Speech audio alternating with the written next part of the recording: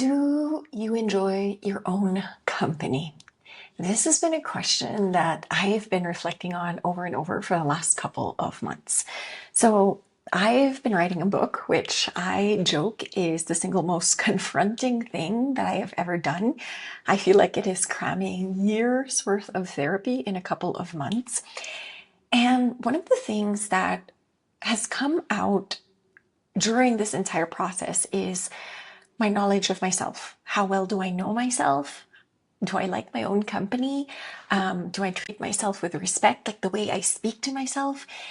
And I realized that over the years, I have not been very kind to myself. You hear a lot of people say, I'm my own worst critic.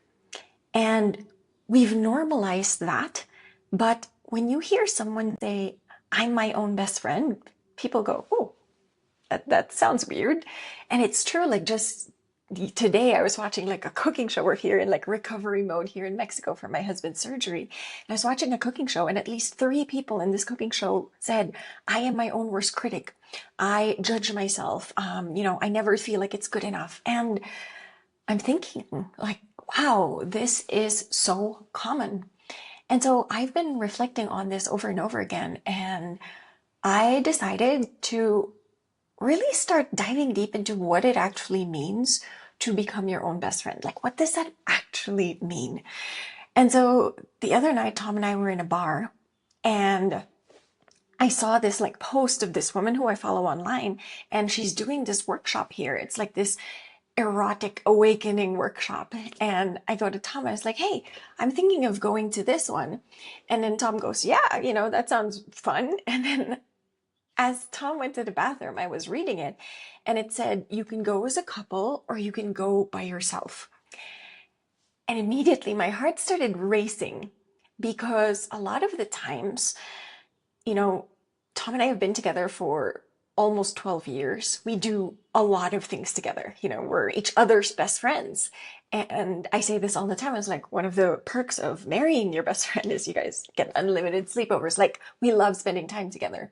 But that also means that I don't get to spend a lot of time by myself. And so as I was playing with what does it mean to be your own best friend? Like, what does this actually mean in practice? I decided that I wanted to start documenting and kind of taking myself on an experiment. And so I am committing to taking myself out on a date every single week and doing new things and discovering parts of myself. And the only rule in this date is I'm not going to be on my phone. I'm going to film content for a bit, but I'm not going to be on my phone. I realized that yes, we can take ourselves out. Yes, I go to lunches by myself, but I'm always on my phone or I'm always reading something. And social media, our phones, this is like an armor. It's an armor that we put up so that we don't have to sit with our thoughts. And if you think about it, if you are your own best friend, you would enjoy your own company. You would think you're cool as hell. You would interact with other people. You would romanticize the shit out of your life. And so by the time Tom came back from the bar, from the bathroom, I was just like, oh, actually, I changed my mind. I think I'm going to take myself on this workshop by myself. And Tom was just like, what? You're going to take yourself to an erotic awakening workshop by yourself? I'm like, yeah. I was just like, it sounds fun. I don't know what to expect. I was just like, but I think I'm going to start dating myself. I'm going to start dating myself, taking myself out on dates. We are about to go on this like epic 3-month travel and we're traveling all over. We're here in Mexico City.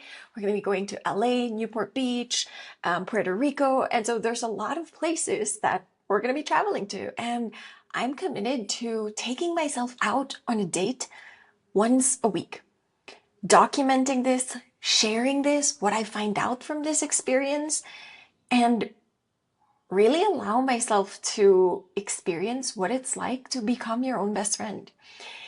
I remember when I first went traveling, I don't know why, but this core memory just stuck with me. I remember I was solo backpacking, which I'm so happy I did. It was one of the best things that I've ever done. But I remember when I first started, I was nervous to be by myself. And I was in Italy and I remember sitting down at this like restaurant and there was this woman there. And I swear to God, I must have spent the entire hour just like looking at this woman. Obviously, I was trying not to be like, I was trying to be indiscreet, but this woman sat down at a table by herself. She ordered a bottle of wine and she was just savoring life. And I remember watching her, like she had a massive plate of pasta. She had an entire bottle of wine. She had like an appetizer. She had dessert. And the entire time she just felt like she was happy with her own company. She did not care about any other thing. She didn't look like she was worried. She wasn't checking her phone. She was so present with herself. And I remember at that time thinking to myself, I was like, wow, I was so, as an outsider looking in, I was just like, wow, I want to learn how to be like that. And yes, there were moments that I took myself out when I was traveling, but it's been a while. And so I want to rekindle that. I'm going to sign up for crazy workshops where honestly, I don't know what to expect. I'm going to take myself out on lavish meals because there's nothing that I love more rather than food. I take myself to museums. Like the entire point of this is for me to find out who I am. And it's so funny because the urge to criticize, the urge to want to get things right, the urge to get things perfect is so real and has been largely conditioned in us. Like this is the entire premise of my book. It's breaking these societal conditionings of what women are told we should be. And so the fact that I am here, I'm just like, what do you mean become your own best friend? Like become your best cheerleader, hyping yourself up. I want you to think about your best friend. You know, my best friend just visited us in Bali and we were having a lot of like honest conversations. And whenever the conversation would steer towards, you know, I feel like I'm this and I'm this and I feel like I'm behind, like I would be the one hyping her up. Or in return, if I would say the same thing, she would be doing the same thing. But I'm just like, why don't we do this with ourselves? Why don't we do this to ourselves? I was watching an interview between Chris Willicks and Matthew McConaughey. And Chris Willicks was just like, yeah, you know that guy he was like yesterday? He said to me something that just like stood out. He said, yeah, I like myself. I really, really like myself. I'd buy myself a beer. And I was just laughing when I heard that. I was just like, oh, that's so interesting. Because a lot of the time, becoming your own best friend is not just about the way we speak to ourselves.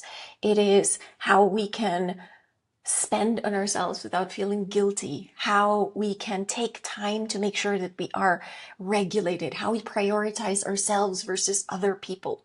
And I know this is harder, especially for women who have kids, who are taking care of other people in their lives. You prioritize other people naturally. You know, even though Tom and I don't have kids, I naturally prioritize Tom over me. And I realized that that's pretty flawed.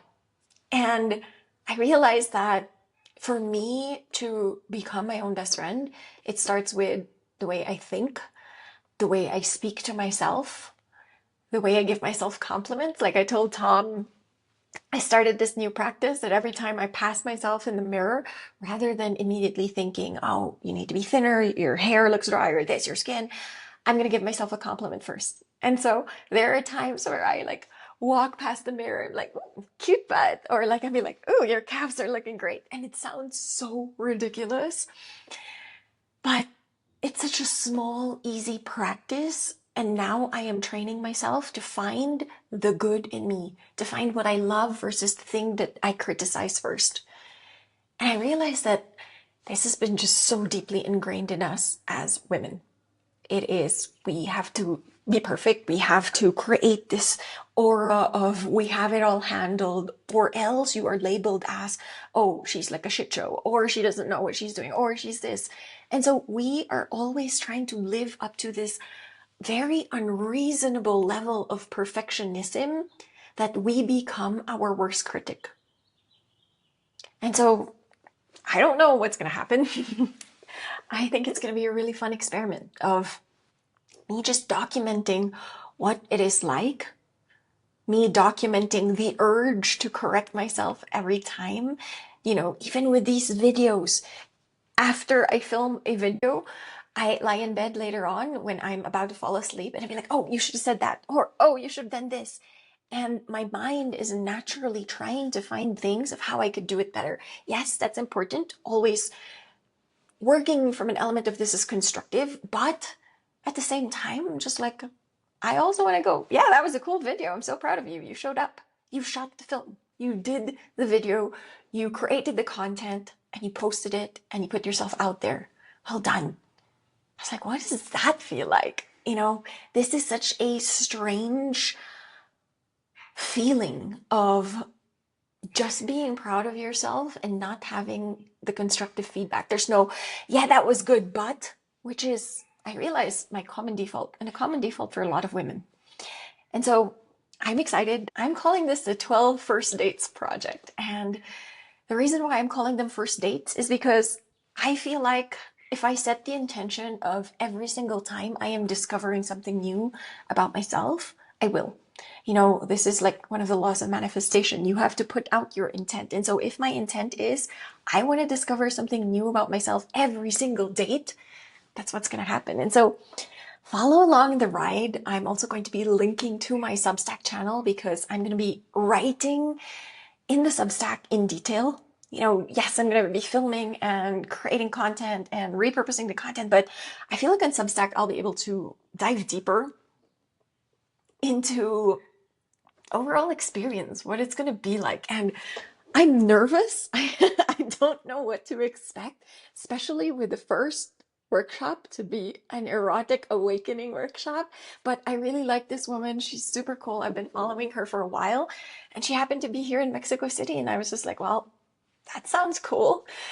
And that's another video that's going to be interesting because again, growing up from an Asian culture, from the Philippines, there is so much stigma around sex, around your sexuality. And so it's going to be interesting because I grew up with a lot of religious shame. And so I don't know what to expect in that class. It'll be weird as fuck that I'm going to be there solo whilst other people are probably there with their partners and friends. So we'll see. I realized that for the very first episode, I want to go big and put myself out there, get myself out of the comfort zone, which in reality, what these dates are all about, it's like getting out of the comfort zone, giving you space to discover yourself, giving you time to think, to create from a place of just you're documenting versus everything is planned, everything is scripted. This is what the video is going to look like. And, you know, to a certain extent, this is what this entire series of posting every single day is all about. So if you are excited to join along, my name is Anna Rogers. For the next 12 weeks, I will be documenting and taking myself out on dates. Follow along on Substack, comment below, and follow along in the journey as I document what it's like to become my own best friend.